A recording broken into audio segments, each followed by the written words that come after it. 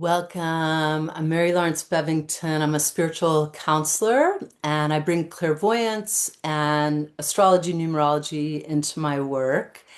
And today I want to talk about the illusion of separation as well as some of the astrology going on right now. I'm sure you're attuned. I'm actually recording as Neptune and Saturn are aligning at the 0 degree and 45-minute mark of the sign of Aries. Meanwhile, we're in the very beginning of a lunar year, first quarter of the lunar month, and our moon herself, Luna, is in Aries. So she's in that same alignment. We're also in eclipse season, so much happening there, and you'll hear all kinds of information out there. I'm just going to note that things are amplified. Accident potential is amplified, but also the ability for us to dream our lives into being, to reach our full potential, is also magnified. So while risk management is a little bit intense, there's some other stuff that's perhaps a little bit wondrous and exciting, and let's go for it. In talking about the illusion of separation, I want to first define that and then share a tiny bit about my experience with this astrology and energy that we're all abiding in within our field. So, the illusion of separation comes from the Course in Miracles. I'm sure the phrase has been used other places, but it's about our essential confusion around our own divinity. So that fire, that light that abides inside of us, sometimes called the Holy Spirit, sometimes called our inner magnetism, is harder for us to access. And we feel like we're separated. It's like we believe some of these Descartesian notions that our body is separated from our soul and our spirit. And really, our bodies optimally are all together. So our etheric body, our physical body, etc. So I'm going to now shift gears a tiny bit to share from my own life, but I'm going to do it a little bit like a 3 points in a poem. So I'm going to share with you a passage that helped me emerge from the illusion of separation on the first eclipse day, which was the 17th, 18th of February.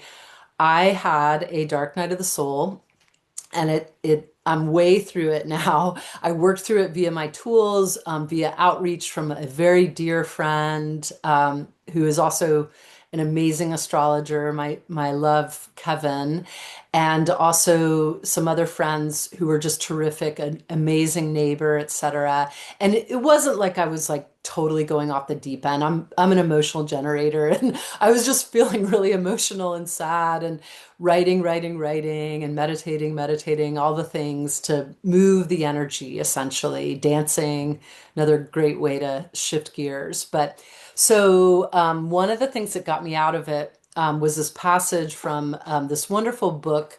I think you'll be able to see it, The Dictionary of Obscure Sorrows. And we'll see if the camera turns it around so you can actually read that. But John Koenig wrote the book, and here's the passage. So basically, he creates words in this book. He creates a dictionary, essentially. The till, noun, the reservoir of all possible opportunities still available to you at this point in your life. All the countries you still have the energy to explore, the careers you still have the courage to pursue, the skills you still have time to develop, the relationships you still have the heart to make. Like a pail of water you carry around in your head, which starts off feeling like an overwhelming burden, but steadily draws down as you get older, splashing gallons over the side every time you take a step. From the till, a shopkeeper's register filled with unspent change, plus the word until. So you can see John Koenig basically, he takes like the till from like a cash drawer at a store, and then he takes the word until, and he creates this poetic, beautiful, inspiring, like the potential of life and all that we can create. But then how, as we age, that kind of spills out, sort of as we see the summers in front of us being less than the summers behind us. And sometimes we get into the illusion of separation and kind of the wreck of time, and how, as time passes, we might get more and more melancholy because it's sort of like I have less time. And ironically, with the dark night of the soul, the illusion of separation, sometimes we feel like leaving our body, pardon me, because the earth school is so pressurized. And with Saturn, we'll often feel pressure. With Neptune, sometimes we'll feel the depths, sort of the deepest aspects of our emotion, a little bit like Scorpio. So, in my illusion of separation, it correlated with the eclipse. It was a solar eclipse from Antarctica. It was a ring of fire, a annular eclipse, which is just beautiful. And I was not in Antarctica, but as I'm writing and meditating to move my energy and return myself to my divinity, and repeating the mantra offered by the venerable monks. Today is my peaceful day. Today is my peaceful day. Feeling my inner peace in my heart. I'm reflecting, and it comes across my radar that there's been this accident in the mountains in California, and I'm aware that there have been multiple fatalities, and I can feel it. And I'm cognitively starting to research it via headlines as well, and looking on the internet into the story. And then I'm also tapping into my own story there and reflecting more in that kind of almost pre-spinal way. It's that knowingness way. That's the sense that comes from our seventh, our crown chakra, that something big has shifted. Also, from my executive function and following astrology, I know the timing of the eclipse. I know that when eclipses happen, there's sudden and permanent change occasionally, if not more often than not. So I'm piecing these pieces together and feeling it. And I start to cry and cry and let the salt of my tears heal me. That's very Neptunian. And that oceanic substance of us, the salinity in us, is actually very similar chemically to the ocean water, saline to H2O water content. So I'm letting that heal me. And I start to tap in to anniversaries and correlations. So the anniversary is when we have issues in the tissues. Our body has a soul memory. It might also have a in this lifetime memory. So for me, I started to reflect on avalanches. That was the mountain accident that have come close to me. A man I dated in college died in an avalanche. A group of folks died. It was very similar in terms of multiple fatalities in the mountains in Canada. That was um, somewhat intimate into my world because I was good friends with the very first responder to the accident, and it was absolutely as sad as they get. So little trigger alert. If you're not up for this now, definitely change the channel. But 7 high school children died. Some were rescued alive, which is a very big deal, in this accident in the mountains of California. And again, I extend a trigger alert because it's very, very sad. Um, it's an active situation still, but it appears that 7 women and 2 men are the decedents, and all of the 7 women are mothers, and 2 teach at my friend's school, and I know folks in the area. So again, I'm not there. I didn't actually know anyone who died, but there's this commonality, this human connection that even if I didn't know any of them, through entanglement, the notion from quantum physics that even since the origins of the universe, we've all molecularly been entangled.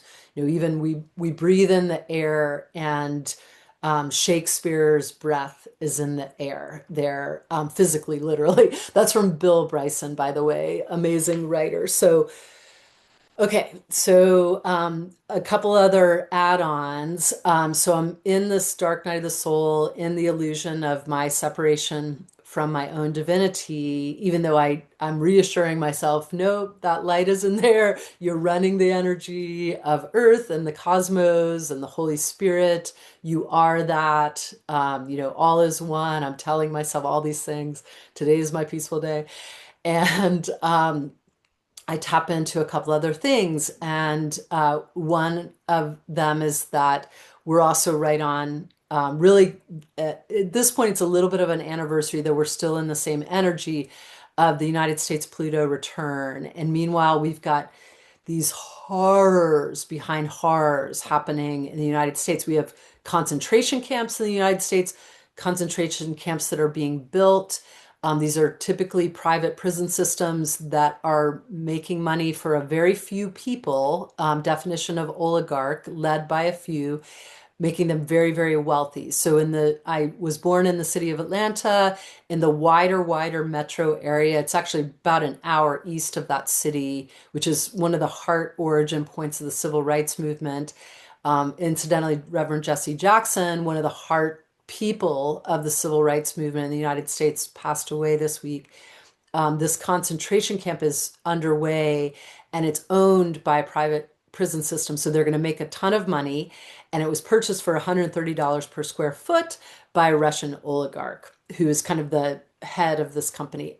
Okay. So then, meanwhile, the administration, the leaders that are running this company, are basically instituting institutional narcissism, doing all the traits of narcissism, narcissistic injury, needing narcissistic supply, attention, and being full of the lie. They're like this song that U2 just produced that is the obituary for America, that has the lyric People of the Lie, which is an allusion to M. Scott Peck's book, People of the Lie, on the hope for healing human evil. So literally, like, this is the shadow that's being shined upon, and will be very shined upon when we come into the total lunar eclipse on March 3rd.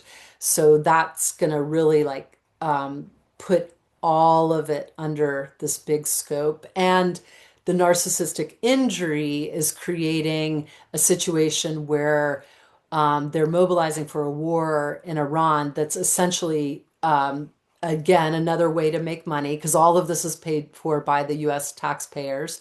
And it's to cover up these horrific perpetrations by the administration and their underlings and hangers-on and extended networks across the globe of people of the lie, basically people who are very separated from their divinity, and they're allowing the darkest forces. They're the archetypal manifestation of Lucifer, essentially the angel that was light, lucere, to light, to lead.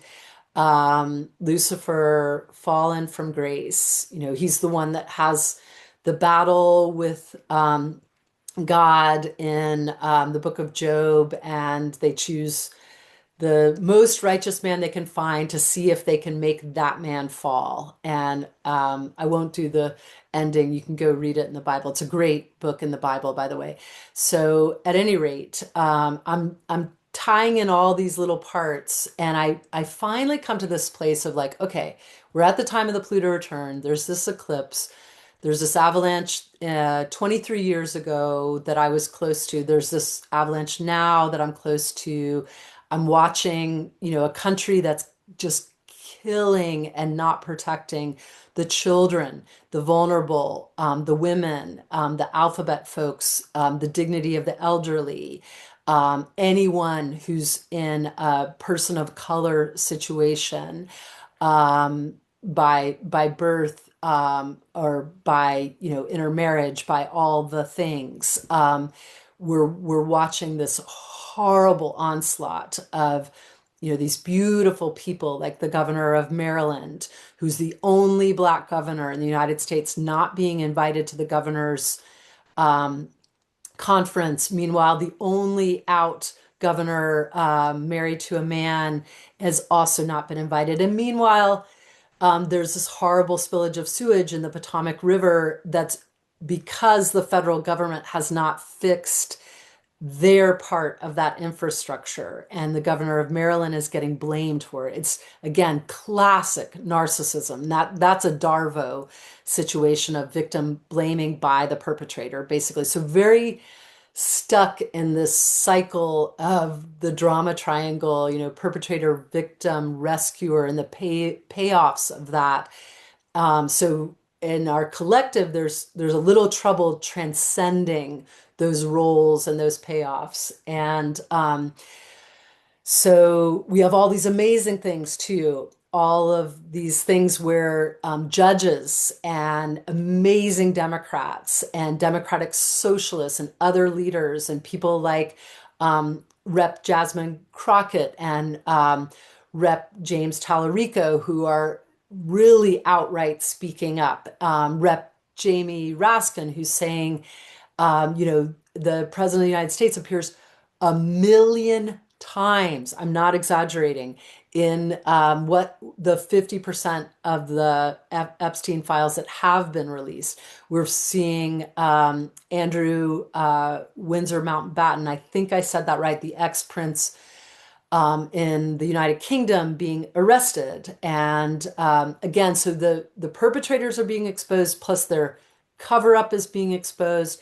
Yes, in many places they're not held accountable yet, but believe you me, hear me now, believe me later, because of the way karma works, karma is action. It's just like Newton's third law of motion. Equal and opposite reaction will occur. So these folks who are the people of the lie, who have the darkness running through them, invariably they will be brought to justice by hook or by crook. It's just how things work in the law of homeostasis, the exquisite equilibrium of life on Earth, even though we're in a much more out of balance time. So going back to this last part of my dark night of the soul and the last part of the astrology and all this reflection, I realize, wow, you know, this is also when all this is happening, I realize, oh, today's the day my big brother died. And I'm like, of course. And because we have these anniversary light ups that are more kind of like, oh, I remember the Pluto return 4 years ago, the time Russia invaded Ukraine. But I also remember when I lost my big brother and that grief that's become complex grief because it's mixed with other griefs. And I'm able in that moment clairvoyantly to see my big brother.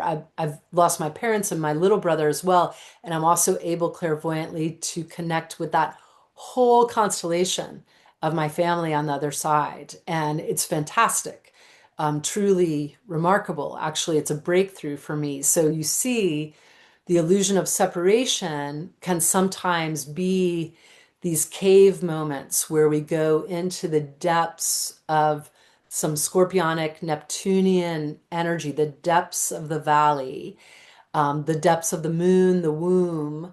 And then from there, we can emerge and see, literally see the light, that light at the end of the tunnel.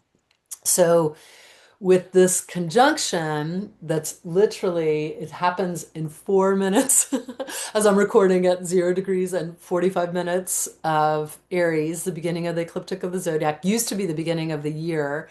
It makes sense because it's that cardinal fire energy bringing in the erotic energy that pushes, the roots go down and the shoots go up this time of year. It's this northern hemisphere anyway. It's just this remarkable moment. So this astrology last happened, to the best of folks' knowledge, the calculation is before Common Era, 4,361 years ago. I mean, it's before Common Era at the year 4,361. So if you add that to 2026, you get, something like 6,300 plus or minus numbers. And it's a long time ago. So basically, that's the stone Neolithic period. So folks are working with stone tools at that point. The Bronze Age is a distant light on the horizon, and so we don't know what's going to happen. Dream coming to reality, co-create your life. The neuroscience behind intention is remarkable. The spiritual science behind mock-ups and seeing your dream. I do this because it's like in my work, we visualize a bubble essentially, and you can see what am I bringing in? What am I creating? And I recommend seeing it, but then we have all these clairs because we have clear cognizance, clairvoyance, clairaudience, the clair of the affinity with others through the cardiac plexus, the clair of gut instinct. We even have it through our nose and smelling and tasting. We have it clairsentience through the sacral chakra. So using all these tools to see what is it you want. And we've let go with the new moon and we manifest and bring it in with the full moon. And again, that will be March 3rd. So if you are having, we've got 2 minutes, if you are having a dark night of the soul, I feel you, man. Remember George Harrison's song, This Too Shall Pass. This Too Shall Pass. I'm going to leave you with one last thing that I love. So Billy Preston, sometimes called the fifth Beatle. A lot of people are called the fifth Beatle. George Martin, for example. Billy Preston played with the Beatles, particularly on Let It Be. And he also played with the Beatles when they went into their solo careers here and there. And he played for George Harrison's tribute concert after George Harrison of the Beatles died. There's a new movie documentary about Billy Preston. I love Billy Preston. Oh my gosh, that man, what a beautiful musician. He died in 2006. Amazing voice, piano player, the works. He just was an incredible artist. And a flawed individual, because again, we're all flawed. We're all learning on earth. So go gentle with yourself, knowing that. But Billy Preston, I think, is finally having a moment, very much post-mortem, but it's this lovely energy that I would say is coming in among, again, some of this very dark energy, but all is rounded with the sleep. The polarity is also an illusion. It just looks like a polarity and especially extreme right now to bring it right to that center point, which is actually the divinity point, the oneness. It's the Dalai Lama's hamburger, vegan hamburger, make me one with everything. And oh, yes, it's happening right now. Woohoo! Um, we're doing it, amazing conjunction. This is a historic moment of Saturn and Neptune conjunct at 0 degrees and 45 minutes of the sign of Aries. Thank you for being here. Call to action is meditate and ground today. That's a suggestion. Do what you want to do. Much love, and thanks so much for being here.